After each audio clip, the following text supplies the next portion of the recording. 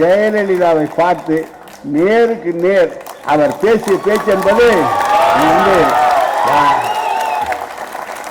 அமைச்சர்கள் இருக்கிறார்கள். எங்கள் மீதெல்லாம் 19 வழக்கு, அன்பழகன் மீதும் வழக்கு. அவர் கோயம்புத்தூர் சிறையில் இருந்தால், நான் கடலூர் சிறையில் இருந்தேன். எங்கள் மீது வழக்கு.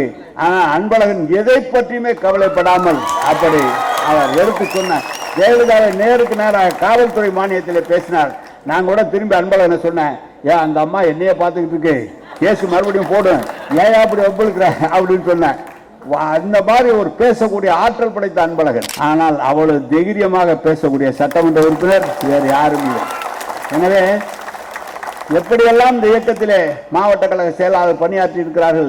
வேலு கூட வந்தவுடன் எனக்கு பணி வேலு வந்து மயிலாப்பூர் தொகுதியில் இந்த 2 தொகுதியை மாவட்ட செயலாளர். நாங்கள்லாம் 20-25 ஆண்டு காலம் மாவட்ட செயலாளராக பணியாற்றியவர்கள். மிக சிறப்பாக டஃப்பான ஏரியா அவருக்கு தான். இப்போ நாங்களாம் 9 இடமும் ஜெயிப்போம்.